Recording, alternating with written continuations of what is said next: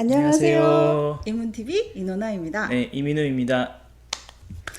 네, 오늘은 저번 시간에 이제 말씀드린 대로 미국 단편소설 탐방. 네. 네, 오늘 무엇을 하기로 했었죠? 네, 오늘 누런 벽지입니다. 네, 샬롯 퍼킨스 길먼의 단편소설 누런 벽지. 네. 네. 예, 그렇다면 샬롯 퍼킨스 길먼. 네. 아마 좀 생소하게 느껴지시는 선생님들도 계실 거예요. 네, 좀 그러면 그 샬롯 네. 퍼킨스 길먼은 누구인가요? 네. 샬럿 포킨스 길먼은 1860년에 태어나서 1935년에 생을 마감했습니다. 미국의 종교 지도자 라이언 비처라는 굉장히 유명한 종교 지도자가 라이먼 있는데 비처. 네, 라이먼 비처라고 그랬는데요. 라이언이라고 아니에요, 그러세요? 라이먼이라고 그랬어요. 아무튼 네. 그 종교 지도자 라이먼 비처의 증손녀입니다. 예.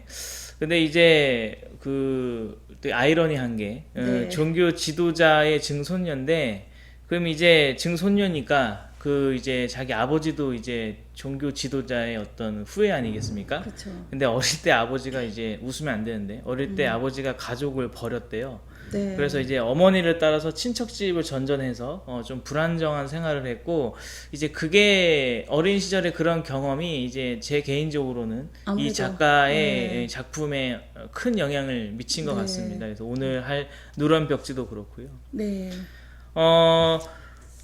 이 결혼을 해요. 결혼을 하는데 전통적인 성 역할을 원하는 남편과 심한 갈등을 겪었다고 아무래도 합니다. 1860년, 네, 1860년에 태어나셨고요. 결혼을 1884년에 하는데요. 근데 이제 1884년 그리고 이제 미국은 아시는 분도 아시겠지만 미국은 여자가 참정권이 생긴 것도 2차 세계대전 후거든요. 그렇죠. 그러니까 미국이 어떤 면에서는 좀 굉장히 보수적인 그러니까 사실 개인적으로 저는 미국이란 나라는 영화 때문에 그렇지 사실 굉장히 보수적인 그쵸, 그런 예. 국가죠. 그래서 1880년대에 미국에서 당연히 이제 그 당시에는 이 작가가 좀 또라이 취급받았겠죠. 이 당시에는 그럼요. 당연히 여자는 그래야 되는 거 아니냐라고. 여성이 글을 쓴다는 행위 자체가 그러니까 지적 활동을 한다는 자체를 남성들이 인정을 안 하던 네. 시기이기도 네. 하니까. 네. 그래서 이제 그런 전통적인 성 역할을 원하는 남편과 심한 갈등을 겪었는데 이제 딸 캐서린을 이제 출산합니다. 근데 출산하고 이제 산후 우울증을 겪으면서 네. 남편과 갈등이 더 심해졌고 이제 극도의 신경쇠약에 걸린대요. 네, 그래서 산후 우울증이 힘들기는 네, 해요. 네, 확실히. 네. 그래서 극도의 신경쇠약을 겪어서 이 요양을 합니다. 그래서 네. 요양을 하고 이때 경험이 오늘 할 누런 벽지에 네. 많이 반영이 돼 있습니다. 네. 예. 그 당시에는 이제 요양이라는 것 자체가 휴식. 음. 그러니까 평소 내가 뭘 했던지 간에 모든 걸 다 꿀스탑 하고 가만히 쉬기만 하는 그런 요양 휴식 요법이 이제 집중적으로 이루어졌다고 하더라고요. 근데 이제 그거를 거부했어요. 네. 그러니까 이제 이 사람은 내가 아픈 걸 치료하는 건 치료하지만 그렇다고 해서 아무것도 하지 않고 있는 거 그것이 마치 이제 내가 여자기 때문에 여자들을 그냥 아프면 집에서 그냥 쉬면 되지 않아 또 이런 거랑 또 연계했을 것 같고요. 그래서 집에서 뭐 해, 뭐. 네, 그런 거죠. 그런 거. 그래서 이제 이런 그 당시에 이제 주류라고 할 수 있던 휴식 요법을 거부하고요. 그리고 이제 내가 아픈 거는 사실은 어쩌면 이런 가부장적인 이런 굴레 때문에 아픈 거라고 이제 본인이 생각을 했겠죠. 그래서 남편과 별거 후에 이혼을 합니다. 네. 그리고 나았나 봐요. 그리고 괜찮아졌겠죠? 네. 그런 것 같지는 않아요. 그런가요? 제가 보기엔 그냥 그러한 삶을 거부했다고 해서 그 신경쇠약이나 뭐 우울증이 완전히 완치가 되었다라고 볼 수는 없고 오히려 이제 그걸 페미니즘 운동으로 승화를 예. 시켰죠. 네. 길먼이. 그래서 네. 이제 이혼 후에 이제 다시 이제 재혼을 하고요. 그리고 이제 선구자라는 그 잡지를 창간하는데 이게 이제 페미니즘 운동과 이제 관련이 있는 네, 그런 사실은 잡지입니다. 샬롯 퍼킨스 길먼 하면 페미니즘 문학의 네. 예, 선구자이기도 하죠. 지금은 이제 페미니즘이란 단어가 좀 약간 이상하게 변질이 되긴 했는데 네. 예, 그래서 선구자라는 잡지를 창간했고 여성 해방 운동 관련 글과 작품들을 이제 발표합니다. 그래서 저 대학 다닐 때도 이제 요 길먼의 누런 벽지를 다뤘거든요. 다룰 때 페미니즘 문학의 이제 대표적인 작품으로 다뤘었습니다. 그래서 네. 제 기억에 제가 이걸로 아마 레포트를 썼던 것 같은데, 그래서 찾아봤거든요. 예전에 레포트 쓴 거 자료가 있나 했는데, 예. 참, 그래서 확실히 백업이 중요합니다. 그쵸. 없더라고요. 네. 그래서 분명히 제 기억에 이걸로 레포트를 썼던 것 같은데, 없더라고요. 그래서 백업이 정말 중요하구나. 그래서, 저도 레포트를 썼던 기억이 나고, 그때 담당했던 교수님이 유독 또 좋아했던 작품이기도 해요. 그래서 페미니즘 문학의 아주 대표적인 이런 네. 작품이고, 네, 그러면은, 예. 네, 그러면 누런벽지 작품 소개를 부탁드리겠습니다. 네. 네. 주인공이 나가 있어요. 네. 예, 나가 굉장히 좀 신경쇠약에 걸려가지고 좀 네. 약간 불안한 상태인데 네. 그 남편인 존이 내과 의사예요. 되게 네네. 유명한 내과 의사예요. 그래서 이제 남편이 아내를 위해서 요양을 떠나기로 결정을 해요. 네. 그래서 이제 뭐 중세풍의 성을 하나 빌려가지고 네. 한 당분간 한 달 그 정도 빌려서 이제 아내를 위해 아내가 휴식을 취할 수 있게 그렇게 이제 가는데 그 아내가 지내는 방에 네. 벽지가 네. 누런 벽지가 음. 인상적인 거예요. 그쵸. 네. 나는 신경쇠약이 있다 보니까 뭐 우울증, 약간의 정신분열도 있는 것 같아요. 그 벽지를, 그 방에서 남편인 조는 무조건 쉬라고만 하는 거예요. 뭐 일기도 쓰면 안 되고 글도 쓰면 안 되고 그냥 무조건 쉬라고 하니까 침대에 누워가지고 그 벽지를 바라보면서 그 벽지의 무늬가 창살처럼 느껴지고 그 무늬가 창살처럼 느껴지는 그 이면에 어떠한 여자가 갇혀 있다라고 네. 생각을 하는 거예요. 그리고 그런 환상 그런 것들이 점점 심해지는 걸 정신분열증 자신이 점점 미쳐가는 걸 그런 식으로 표현을 하는데 마지막 충격적인 사건도 일어나긴 하지만 그건 스포니까. 그 이제 벽지를 보면서 다들 공상을 해본 경험이 있잖아요. 네. 그러니까 저도 이제 10대 때 뭐 성적 때문이라든지 이렇게 아버지한테 이제 혼이 날 때 제 방 벽지가 다이아몬드 무늬였어요. 그래서 다이아몬드였는데, 그러니까 예전에 한때 유행하던. 네. 근데 또 이제 어른이 뭐라고 이렇게 혼내면 또 우리나라는 이렇게 똑바로 쳐다보면 안 되잖아요. 그쵸. 그래서 이제 아버지가 막 뭐라고 혼내실 때 이제 저는 이제 반성하는 척, 듣는 척 하면서 이제 그 다이아몬드 무늬의 벽지를 보고 딴 생각을 했죠. 그러니까 다이아몬드니까 제가 야구 좋아하거든요. 그러니까 야구에 대한 공상을 경기장 가상의 다이아몬드니까 그 경기장이라고 생각하고 이렇게 뭐 듣는 척하면서 뭐 그렇게 공상했던 적이 있는데 뭐 이렇게 그런 걸로 이해하시면 될 것 같아요. 네. 다들 이제 벽지의 어떤 무늬를 보면서 뭔가를 찾아내려고 하기도 하고 네. 공상도 하고 네. 그 안에서 뭐 동물원이 네. 동물을 뭐 네. 그런 네. 수필도 있었어요. 네. 그래서 그렇게 생각하면 되는데 이 이제 주인공도 자기가 이제 지내게 될 방의 벽지를 보고 이제 공상을 하게 된 건데요. 근데 이제 본인의 처지가 이제 딱 거기 이입되는 거죠. 그쵸. 그러니까 말이 좋아서 이제 요양이지 사실 아마 주인공은 굉장히 감금같이 느꼈을 거고. 네, 그 책 내용에 보면 이렇게 일기를 쓰는데 누군가가 오면 남편이나 그 시중을 드는 뭐 하인이 오면 얼른 숨겨버려요. 그러니까 야단 맞을 것 같아서. 그게 이제 이해가 안 되실 텐데요. 아까 말씀드렸지만은 이 휴식요법을 왜 이 주인공이 거부했고 또 지금은 이런 요법이 굉장히 비판을 많이 받는 걸로 알고 있어요. 왜냐하면 특히 여성들의 경우에는, 그러니까 이렇게 생각하시면 돼요. 옛날 배경이니까.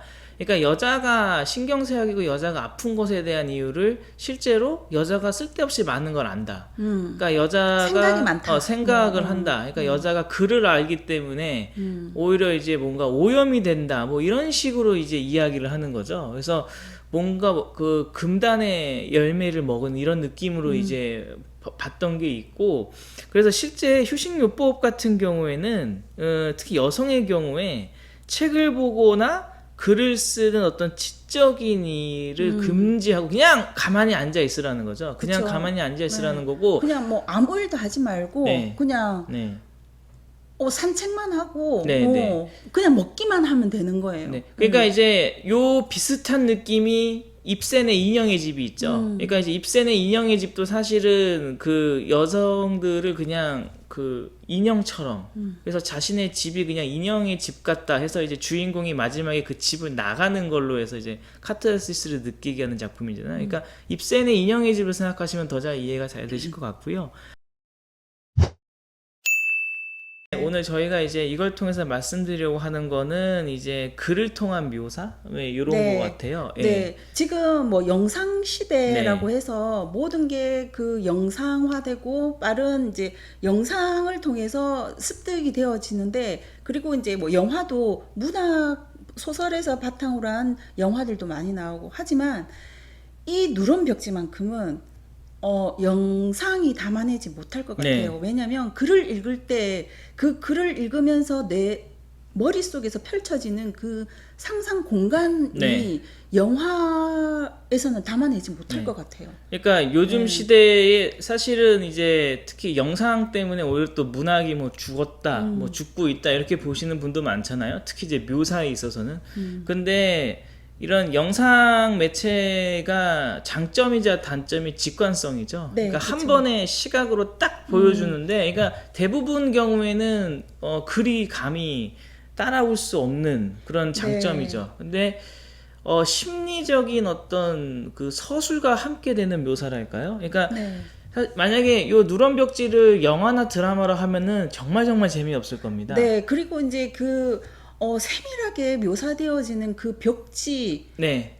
그냥 한 번 딱 비춰주고 끝날 것 같아요. 네, 그러니까 네. 이 누런 벽지는 이제 주인공이 벽지를 보면서 이제 공상을 하는 건데, 그럼 이제 이걸 영화로 찍으면은 벽지를 그냥 화면으로 딱 찍겠죠.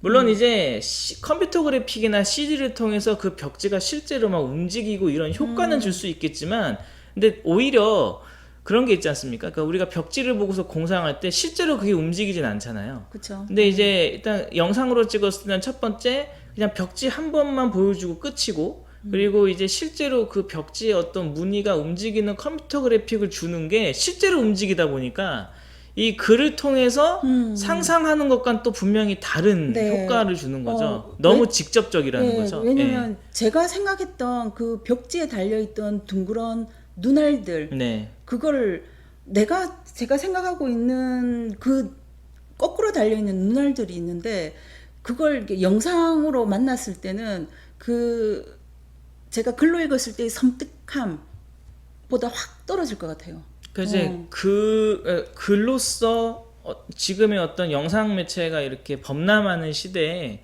그러니까 이런 벽지를 보고서 본인이 어떤 공상을 하는 것에 대한 묘사는 오히려 경쟁력이 있는 거죠. 그러니까 이러한 어떤 묘사. 네. 그래서 단순히 이제 어떤 사건에 대한 묘사는 글이 이제 영상을 따라가기는 거의 불가능한데, 어떤 대상을 가지고서 가만히 관조하면서 본인이 머릿속으로 이렇게 그 상상을 하는 이런 묘사는 컴퓨터 그래픽이라는 거를 동원한다 그래도 분명히 읽는 독자들마다 다 다르게 이거를 네. 생각할 거기 때문에, 그러니까 이런 누런 벽지는 그런 면에서 또 굉장히 그 시의성이 좀 있는 것 같아요. 그래서 이 누런 벽지가 뭐 페미니즘 문학으로서 의미가 있고 뭐 이렇게도 작품 외적으로 찾을 수 있지만, 작품 내적으로 봤을 때는 그러니까 벽지의 어떤 무늬를 보면서 어떤 그 안에 여자를 상상해내고 그 여자와 그 벽지가 움직인다라는 이런 묘사는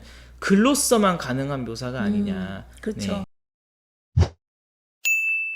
누런 벽지를 읽으면서 들었던 게 전체적으로 하나의 시 같았어요. 네. 그 이미지 묘사가 네. 어쩌면 이렇게 세밀할까. 그냥 전체적으로 하나의 그림들이었어요. 이게 뭐 시라고 감히 제가 시를 잘 모르니까 말을 할 수는 없지만 그 이미지 묘사들이 정말 충격적이었고, 네. 네, 그 미세한 심리 묘사 공포, 전율을 일으킬 수도 있고. 네. 그래서 이제 작품 내 쪽으로 보면은 뭐 이제 글로서만 가능한 이런 이미지화의 정수고, 이제 작품 외 쪽으로는 이제 페미니즘 문학의 네. 대표적인 작품이다. 그래서 지금도 아마 많은 여성들이 또 공감할 수 있을 것 같아요. 작품 외적으로도 환경적인 어떤 이런 그 부분을 보면은. 그래서 이 누런 벽지는 그래서 원래 원제는 옐로우 월페이퍼였고, 저도 아마 대학 다닐 때는 노란 벽지라고 배웠던 것 같은 기억이 나거든요. 그래서 근데 노란이라는 번역보단 확실히 이제 옐로우를 누런이라고 하는 게 훨씬 더 맞는 것 같고요. 누런이 영어로는 없나요? 그러니까 영어 단어가 있긴 한데 우리말에 이런 누렇다라는 뉘앙스는 좀 안 살죠. 예, 그래서 일단 노란보다는 누런이라는 번역이 더 맞는 것 같고요. 그러니까 또 이제 벽지가 노랗다라는 건 또 이제 또 색이 바랬다 이런 것도 있고, 네. 예, 그래서 작가의 또 그런 우울한 심리도 잘 표현하는 것 같아요. 네, 예. 번역가님 네, 파이팅. 네, 번역은 진짜 아무나 하는 게 네, 아니에요. 맞습니다.